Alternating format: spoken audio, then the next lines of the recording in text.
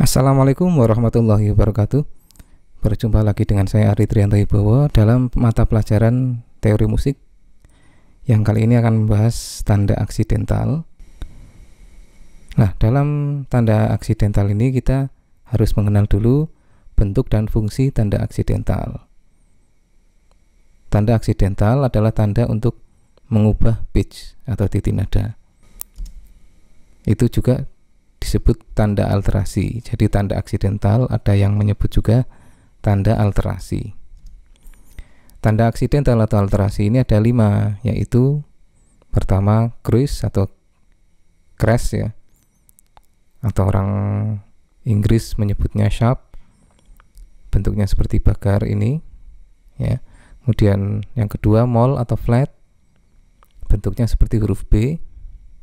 Yang ketiga bugar atau natural, bentuknya seperti ini, pagar tapi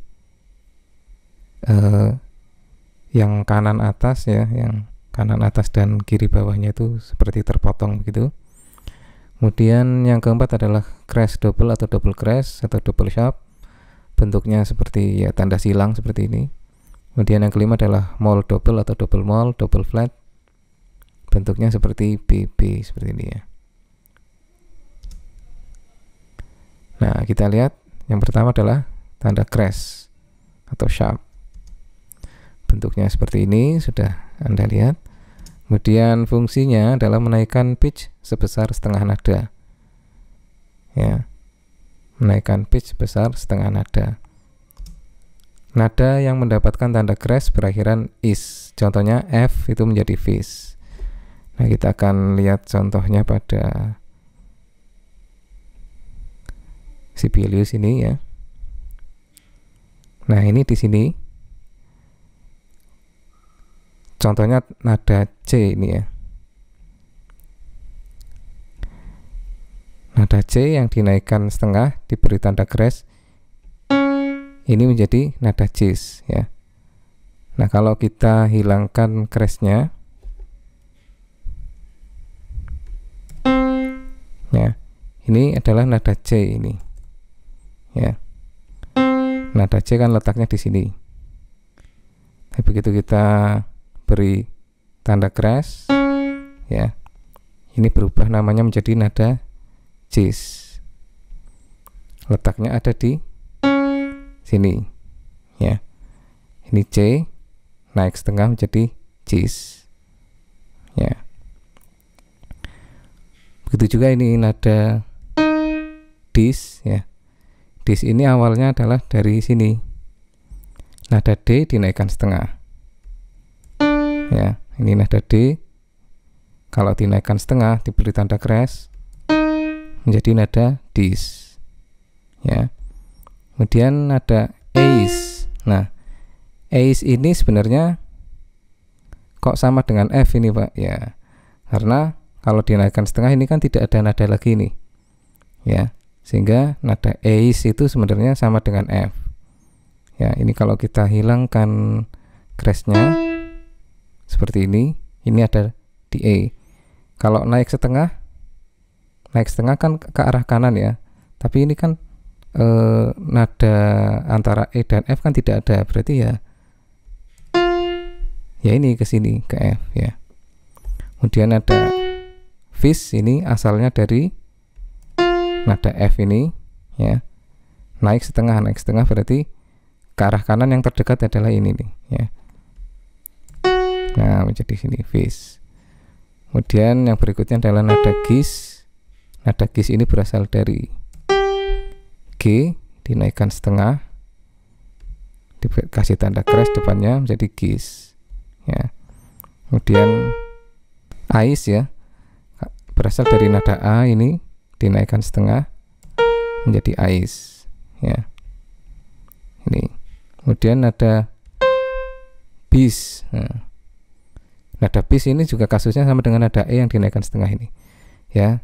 B naik setengah kan ya ke C itu sebenarnya ya. Ini B naik setengah menjadi bis itu ke C ini ya. Nah, kalau kita bunyikan ini dari sini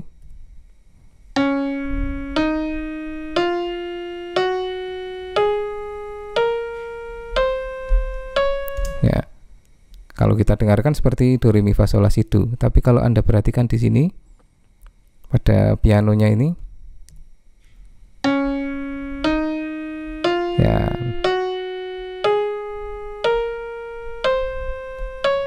not hitamnya kena semua ya. Ini sebenarnya tangga nada C sama dengan do ini. Ya. Sekarang yang kedua adalah tanda mol. Bentuknya seperti B.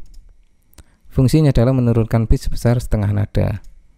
Ya, nada yang mendapat tanda mol menjadi berakhiran S. Atau kalau nada itu adalah nada E, ya cukup tambahi S saja. Dan kalau nada A mendapat akhiran mol, bukan AS ya, tapi AS ya. Nah, ini contohnya G mol menjadi GS ya. Kita lihat contohnya pada Sibelius. Nah, seperti ini. Nada Cs ya. Cs itu berasal dari mana? C diturunkan setengah ya. Ini kalau dari C turunkan setengah menjadi Cs ya. Kalau Anda lihat tadi ini ada tanda pugar, kita akan bahas kemudian ya. Nah, nada C ini kalau diturunkan setengah menjadi Cs ya. Kemudian ada Des. Des itu berasal dari nada D ini ya, yang diturunkan setengah jadi Des. Kemudian nada S berasal dari nada E diturunkan setengah menjadi S ya. Ini jadi nada E turun setengah menjadi S. Kemudian nada Fes berasal dari F diturunkan setengah. Turunkan setengah berarti ke sini kan, nada terdekatnya ya E ya. Berarti menjadi Fes. Fes itu ya nadanya E sebenarnya ya. Nah, kemudian nada Ges berasal dari nada G ini diturunkan setengah dikasih mol ya menjadi Ges. Kemudian nada As berasal dari nada A ya, diturunkan setengah menjadi As ya. Kemudian nada Bes berasal dari nada B diturunkan setengah dikasih mol menjadi Bes ya. Jadi kalau turun setengah itu arahnya ke kiri, tapi yang paling dekat gitu aja. Nah, kasusnya tadi nada C diturunkan setengah menjadi Ces. Ces itu sama dengan B itu sendiri ya. Sama ini juga sama. Ya. Oke, itu tanda mol. Sekarang yang berikutnya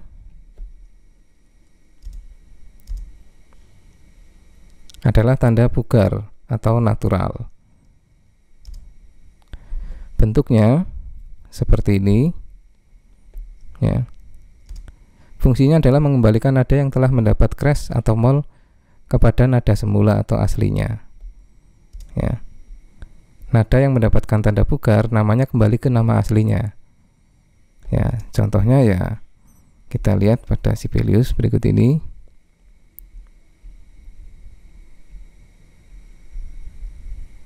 Nih misalnya ya, tadinya ada nada cis ya. Kemudian di sini setelah mendapat nada cis dikembalikan lagi ke tanda semula menjadi C ya. Ini kalau tidak saya beri pugar, ini masih cis ini ya. Begitu saya beri pugar ini menjadi C ya. Anda perhatikan di keyboardnya ini ya. Kemudian nada dis ya, kalau kita beri pugar ini menjadi D ya. Kemudian nada S ini kalau kita pugar kembali ke nada semula menjadi E. Ya, nada fis kalau kita pugar menjadi F. Nada gis ini kalau kita pugar menjadi G. Nada as kalau kita pugar menjadi A. Nada bes kalau kita pugar menjadi B. Oke.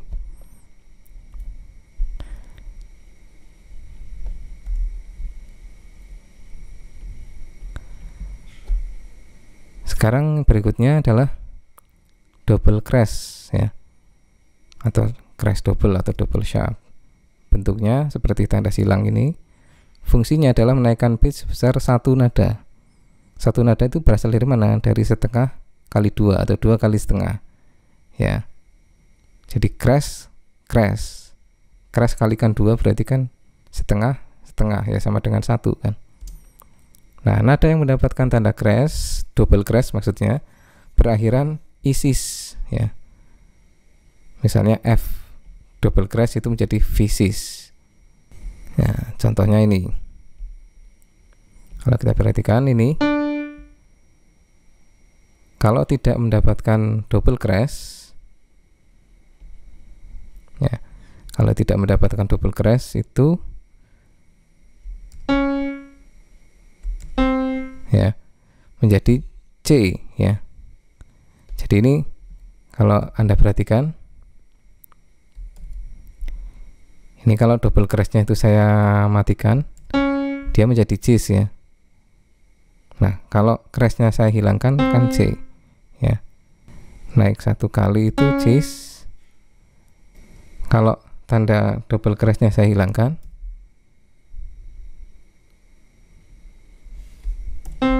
ya, itu C. C kalau kita naikkan 1 kali kan cis ya.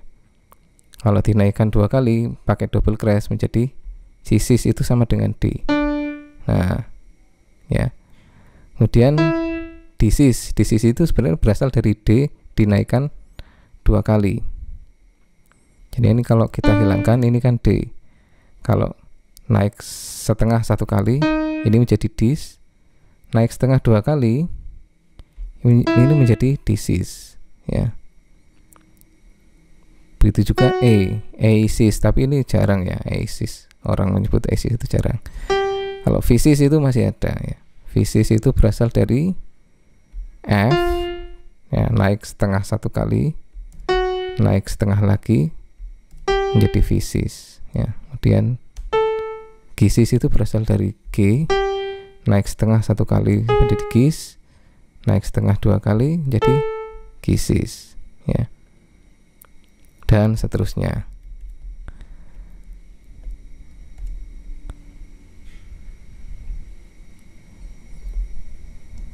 Nah, kebalikannya dari double crash adalah double mol. Ini ya. Berarti kalau double mol menurunkan pitch sebesar 1 nada ya, 2 kali setengah. Akhirannya menjadi SS. Contohnya G double mol menjadi Gss.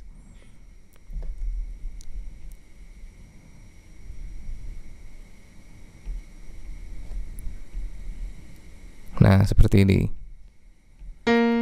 ya. C double mol menjadi Jss.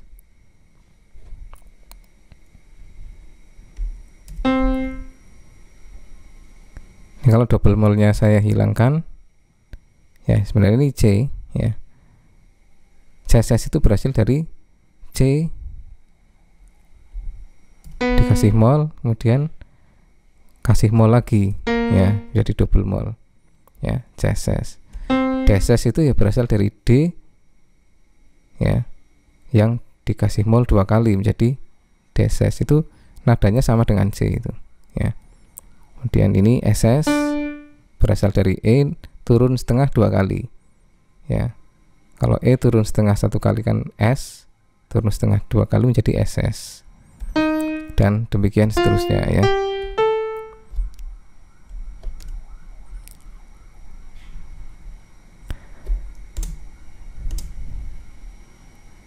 Nah, dari yang saya paparkan tadi, kalau Anda perhatikan itu ada 2 nada yang kelihatannya namanya itu berbeda tapi sebenarnya nadanya masih sama, itu aja ya. Nah, itu disebut nada enharmonis. Nada enharmonis adalah dua nada yang berbeda namanya tapi titi nada atau pitch-nya itu sama. Contoh nada enharmonis itu adalah cis itu sama dengan des, kemudian dis sama dengan s, kemudian ace itu sama dengan f, fis sama dengan ges, gis sama dengan as, ais sama dengan bes, b sama dengan ces, dan bis sama dengan c ya. Kita lihat contohnya di Sibelius.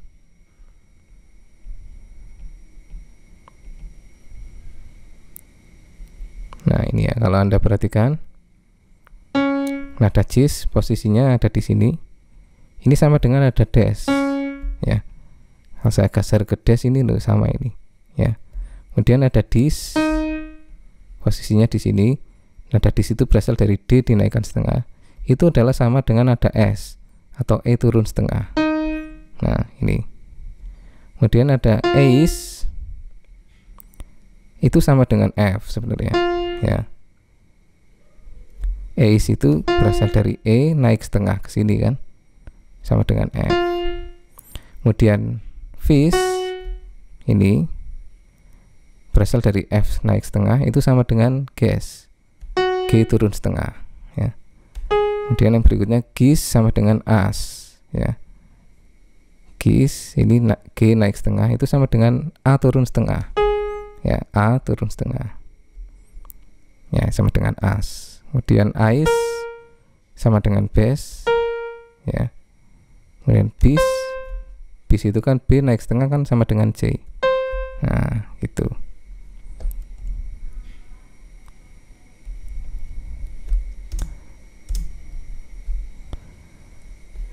Nah, kalau nada enharmonis pada keyboard itu ya seperti ini tadi ya. Nada C itu sebenarnya sama dengan bis. Kemudian nada ini, nada cis itu sama dengan des. Nada dis sama dengan s ya. Nada E itu sama dengan fes ya. F turun setengah. Kemudian nada F itu sama dengan ace, E naik setengah. Nada fis sama dengan ges. Nada G sama dengan as, nada I sama dengan bes, dan nada B sama dengan ces. Oke, yang berikutnya kita membahas keberlakuan tanda aksidental ya. Jadi yang dimaksud keberlakuan ini adalah ketika kita menuliskan tanda aksidental pada satu nada, itu kita tidak perlu menuliskan berkali-kali kalau nada yang berikutnya itu adalah nada yang sama. Ya, ini kita jelaskan. Tanda aksidental itu berlaku dari nada yang bertanda aksidental itu ke kanan dalam satu birama. Contohnya ini ya. Ketika nada F dikasih aksidental fis ini, kemudian kita ingin menuliskan nada fis lagi pada sebelah kanannya, kita tidak perlu menuliskan crash lagi. Ya, karena crashnya itu ini berlaku ke kanan hingga satu birama. Jadi kalau ini fis ya, nada ini meskipun tidak ada crashnya tetap ini fis. Nada ini juga fis, nada ini fis juga ya. Kemudian tanda aksidental hanya berlaku untuk nada yang tingginya sama. Oke. Ini kalau kita lihat contoh ini aja deh ya. Nada F ini di sini menjadi nada F. Kenapa? Karena ini sudah lain birama ya. Kalau sudah lain birama, meskipun ini tidak ada tanda bugar, ini kembali ke F ya. Tapi begitu ada nada crash di sini, ini berlakunya ke kanan ya. Ada nada fis di sini, maka nada F di sini yang tidak mendapatkan tanda aksidental apa-apa dan tidak mendapat tanda bugar, ini masih nada fis. Tapi nada yang sebelah sini tidak terkena pengaruh ini karena ini berlakunya ke kanan. Kemudian ini sudah ganti birama, ini masih nada F karena sudah ganti birama. Kemudian ini fis ya. Hanya berlaku untuk yang tingginya sama. Jadi kalau ini oktav, ini tidak ada aksidentalnya, ini F, ini bukan vis. Ya, tapi yang tingginya sama, yang di sini ini vis. Ya. Kemudian tanda bugar natural membatalkan tanda aksidental dan berlaku dari nada bertanda bugar itu ke kanan. Contohnya ini. Ini kan vis ya. Vis. Kemudian nada sebelahnya tidak ada tanda apa-apa, berarti dia ikut tanda crash di sini ya. Ini masih vis. Nah, begitu di sini ini dibugar menjadi F. Nah, tanda bugar ini berlaku ke kanan. Berarti nada F ini masih ikut tanda bugar ini ya. Bukan berarti menjadi vis ya, tapi sudah dibatalkan di sini. Itu. Kita akan lihat contohnya pada Sibelius. Nah, seperti ini ya.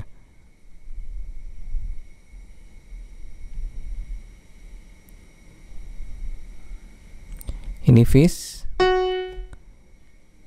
Ya, sebelahnya ini masih vis. Meskipun tidak ada tanda aksidental, ini vis, vis ya. Nah, di sini masih ada vis. Kenapa harus pakai tanda aksidental lagi? Karena ini sudah ganti birama ini. Ya. Ini vis, ini vis. Kemudian ini dibugar, dibatalkan menjadi F ya. Nah, nada sebelahnya ikut tanda bugar sebelah kirinya sebelumnya ya.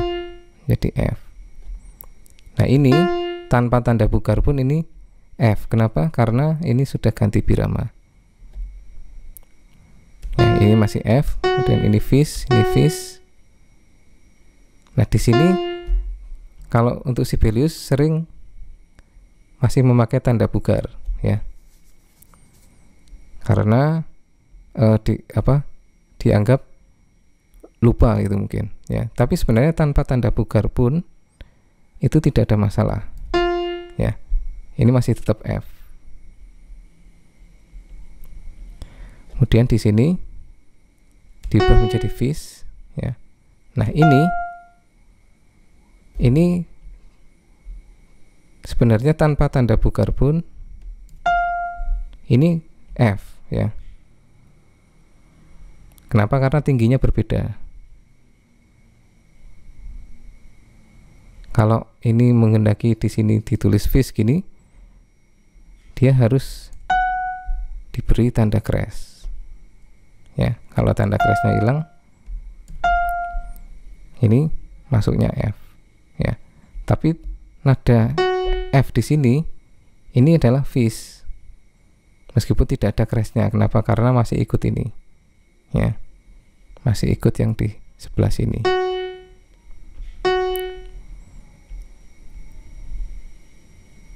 Nah, ini. Oke.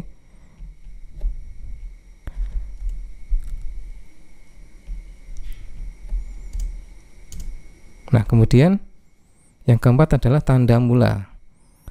Tanda mula adalah tanda aksidental yang diletakkan pada awal baris yang menandakan suatu tangga nada tertentu dalam crash atau moll. Tanda mula berlaku dari awal sampai akhir baris, kecuali jika dibatalkan dengan tanda bugar. Kemudian tanda mula berlaku untuk semua nada yang namanya sama, meskipun tinggi nadanya berbeda. Nah, saya jelaskan satu-satu. Tanda mula ini diletakkan di awal barisnya, di sebelah kiri. Ya. Nah, ini menandakan bahwa semua F ini kan tanda mula satu crash ya. Ini diletakkan di garis ke 5, yang mana ini adalah posisi nada F. Berarti kalau ada tanda mula di sini, maka semua nada F itu menjadi vis. Ya, semua nada F menjadi vis. Contoh ini. Ya. Ini E, ini vis ya. Atau supaya lebih jelas kita lihat di Sibelius saja. Nah, ini ya. Ini misalnya ada tanda mula di sini. Maka semua F menjadi vis. baik F yang di sini menjadi vis maupun F yang di sini. Ya. Meskipun di sini tidak ada tanda mula yang terletak di spasi 1, ya. Tapi ini tetap vis. Ya. Nah, tanda mula itu berlaku dari awal sampai akhir baris, kecuali jika dibatalkan dengan tanda pugar. Ya. Contohnya misalnya ini, ya. Ini berlaku dari sini, dari kiri ini sampai akhir baris di sini. Ya. Kecuali jika dibatalkan dengan tanda pugar, contohnya di sini. Ya. Ini kan diberi tanda pugar, berarti khusus nada ini menjadi F lagi, bukan vis, ya. Nah, bagaimana jika seandainya ini tidak ada tandanya, apakah ini vis atau F? Nah, ternyata ketika saya hilangkan tanda crash di sini, dia masih terbaca vis, ya. Jadi meskipun tidak ada tanda crash di sini, dan meskipun sudah ada tanda pugar di F ini, kalau tanda crashnya saya hilangkan, ini masih tetap vis ini, ya. Ini hanya akan menjadi F ketika diberi tanda pugar, ya. Nah, kemudian yang di sini sebenarnya tidak perlu tanda crash ini. Kalau tanda crashnya saya hilangkan, nah ini masih tetap vis. Kenapa? Karena sudah ganti birama, ya. Jadi tanda pugar ini tidak berlaku sampai ke sini karena ini sudah beda birama. Ini. Kemudian ini E, ya. Kemudian ini karena ada tanda pugarnya dia menjadi F, ya. Gitu. Nah, sekarang kita lihat pada birama 21 ini. Di sini tanda mula 1 crash, ya. Ini jelas G, ini vis, ini maaf, ini vis, ya, sorry. Ini vis, ini G.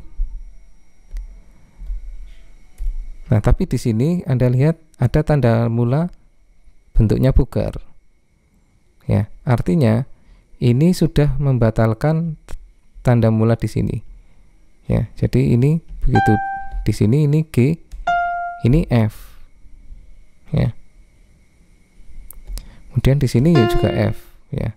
Karena tanda pugar ini berlaku membatalkan tanda mula, ya. Tanda pugar yang diletakkan di awal birama gini, dia membatalkan tanda mula yang sebelumnya di sini. Ya, ini F, ini G, ini masih F, ya. Karena ini masih berlaku ke sana. Ini E, ini F. Nah, begitu di sini dia tanda mulanya ada lagi, muncul lagi, ya, 1 crash di sini. Berubah lagi, ini menjadi G. Ini vis, ya, berubah lagi di sini vis. Ya. Oke, kira-kira demikian penjelasan tentang tanda aksidental. Untuk materi berikutnya akan saya lanjutkan dengan tangga nada, karena tangga nada itu sangat berkaitan erat dengan tanda mula yang terakhir kita bahas ini. Oke, demikian, terima kasih. Assalamualaikum warahmatullahi wabarakatuh.